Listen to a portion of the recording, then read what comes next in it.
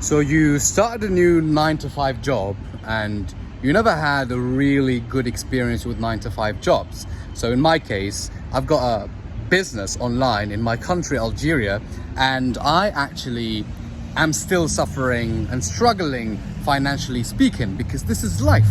No entrepreneur, no businessman has ever started a business and he succeeded from the outset, even with plenty of views, right? There are YouTubers like FouseyTube with millions of views who still struggle financially, right? So take this idea out of your head. It is bullshit. This is gonna control you. You're not gonna be able to sleep. Your ego is gonna be shattered all the bloody time. So that's really bad for you. Now, what is the alternative? What can you do? In my case, I went through a financial struggle, so I had to find a 9 to 5 that I'm actually good at, which is sales. I'm really good at sales. As you can see, I've got the gift of speaking and I can transmit a message really, really well, and I can make people interested in anything I talk about, right? So now you want to build, or you want to give a good impression for the people who work for you, and for the bosses, for the managers, etc. People who are in the hierarchical structure of that particular business or that particular company. You want to impress them with, do something, whatever you want to impress them with, right? So now let me tell you, impressing the people that work with you, your colleagues, right, is not that important, because you will never succeed at doing that, because that's just bollocks. That's something that you will never achieve. You will impress half of them, and then half of them will hate the guts of you, right? They will fucking hate you, bruv, right? So what you should focus on is the management. And this is not through sucking up to them, through licking their asses, like supplicating to them. No, you can show them that you are an impressive element, an impressive asset to the company, and you want to do that from the outset. From the first 2 to 3 months, you need to be the one where their eyes lay, right? If that's correct in English. I don't know. I don't even know. So the thing is, now you want to prepare yourself. You need a protocol to prepare it, right? Because when you start out, you're a little bit scared. You don't know what to do. You don't know what to say. You don't know how your manager reacts. You don't know how that manager of a certain floor or an HR reacts to this type of humor. So you don't really know. And a lot of people think that your personality is what's going to impress the people. Not really. It's going to impress them maybe just to like you, to chat up with you, to have a bit of a chit chat, right? Water cooler chat.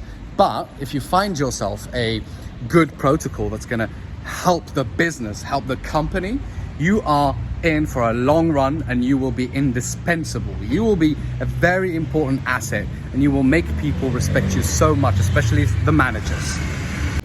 So first off, you start the company, you start the first day, and you are scared. Maybe you're an introvert. In my case, I'm an introvert. I'm always afraid. I'm always thinking if these people will like me, if I'm going to say the wrong thing, etc. So here's what you're going to do. You have to be respectful, of course, with the manager or with the boss, right? Or with the HR, whatever. You need to be very respectful in the way you talk, okay? You need to learn that. For this, there is a book called Non-Violent Communications. I haven't read the book before, but I actually watched videos where they explain these things. This is how I leverage my time. Sometimes I don't have time and I just find videos with reviews or with summaries and I just watch them, right? So non-violent communications. I'm going to give you a tip from the book. I think it's from the book or from somewhere else, but this technique works.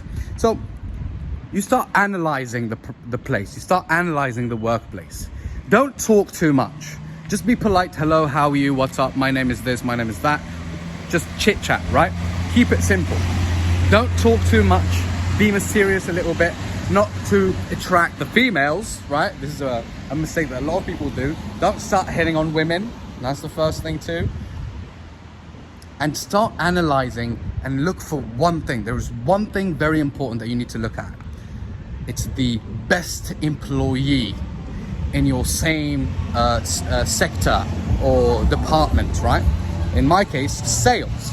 So you start looking at the first or the best employee and how he acts, how he talks, how does he do his work. Not to copy, but you can copy, right? You can learn from him, but everybody has his own style. But look what they do, not in terms of performance, because performance, of course, it's needed from everybody, but the extra things that they do. So in my case, when I started this business, this company that I'm working at, I always say business, I don't know why, what the fuck. I'm a bit dyslexic, by the way. So I started looking at the best. He's actually a good friend of mine, right? But I still did the games. I still played the game. I saw what he did, and he knows what he knows I have a YouTube channel, so he might watch this video. I saw what he did. So I noticed that he basically doesn't take breaks that much, right? Because basically some breaks are useless. If you take a 15-minute break during the day and you just use your phone, it's not a good investment of your time, is it? Especially that in the nature of the business, they send you new leads. Sometimes they send you hot leads who just subscribed, so they are hot to take in, they are hot to close, and this is very important. So you just basically analyze what they do. I saw that he doesn't take breaks. I saw that he adds, like the beginning of the month, I saw that he adds 1 hour, 2 hours on top of the shift. So he leaves 2 hours later, and that made him very, very important, to the point where when he says to the manager that there is somebody who is not good enough at the business, the manager takes it seriously, and the manager gave him 50% more on his salary last month, because he has been very, very important to the company. And this is what you want to aim for. Now you are in a difficult situation. You need a job. You need to meet your needs, right? You need to pay the bills. So you need to suck it up. I know you've got a business outside of work, outside of your 9 to 5. You're building a business, but you need to win the 9 to 5, because you might get fired. So you need to be very smart about it. So see what they do, see what the best element, the best asset does, and then try to do it, and try to do it 1% better or 1% more. If he stays 2 hours, you stay 2 hours and a half, 2 hours 15, because that's noticeable. If he leaves, the manager will look, or other managers will look, and they're going to be like, okay, so this guy stayed more than the other guy. There is some potential there. And trust me, the way he will treat you is going to be different from others, because he will respect you more. He will be like, whatever you tell him, if you tell him, I need to fix this problem, I can't come tomorrow, he will give it to you without second thought, because he's going to be like, yeah, this guy is honest, this guy is trying to work. Okay, so this is the first thing that you need to do. Now, the second thing you need to do.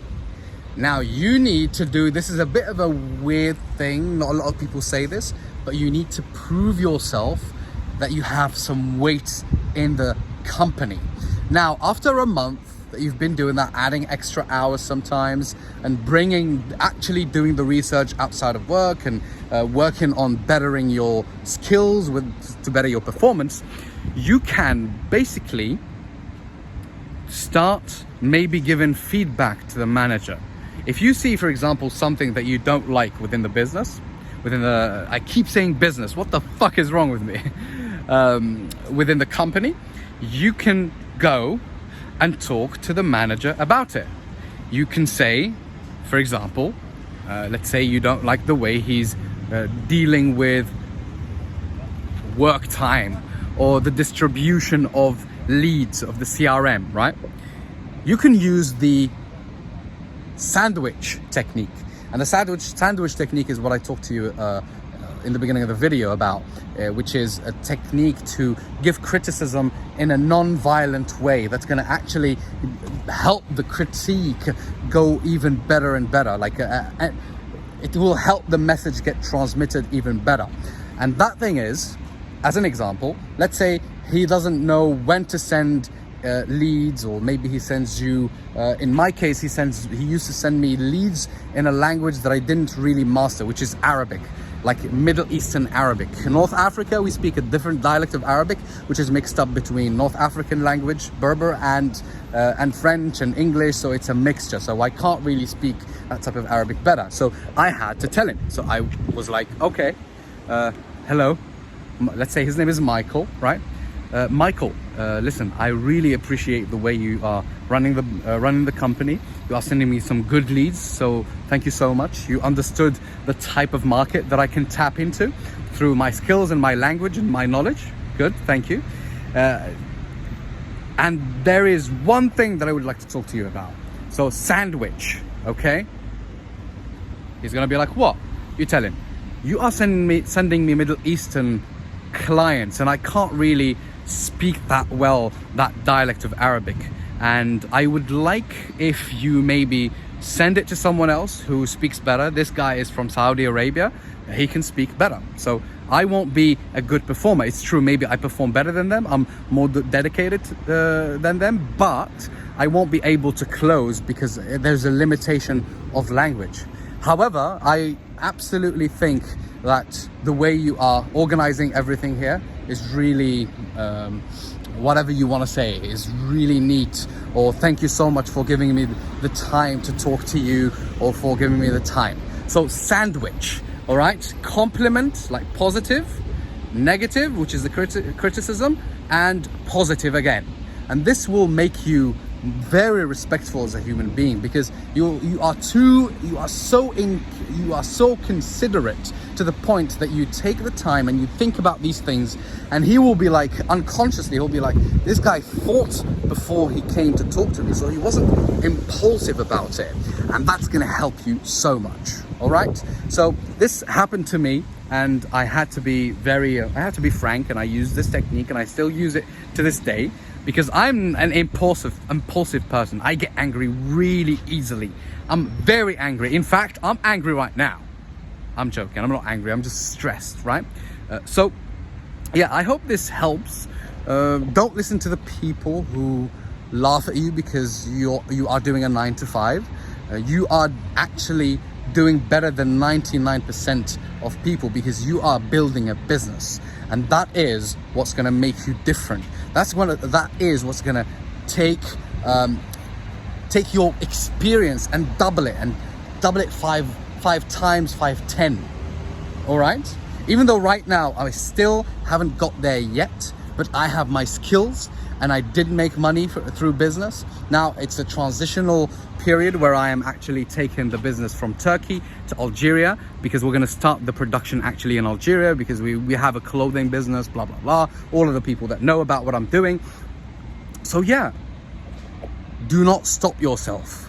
Be ready to take the necessary action and sacrifice some time, because when you sacrifice some time, you will actually find results. I paid off my debts of I paid off $800, and here in Turkey it's not easy to get $800 with a 9 to 5. So I did that. I worked so hard, I made so many sales until the last day. The last day I had 3 sales left to reach a good margin or a good commission, so I can pay the debts from the outset. Like that month I could pay it. So I would stay, the last week I would stay 2 shifts, and from 9 a.m. to 9 p.m, 10 p.m. And the last day I stayed till 9 p.m. I needed 3. I sold 2 throughout the day, and the time was running out, yeah. And I got pessimistic, and I was like, fucking hell, I'm never gonna reach that goal, right? And I was gonna leave at 10 p.m. So at 9:40 p.m.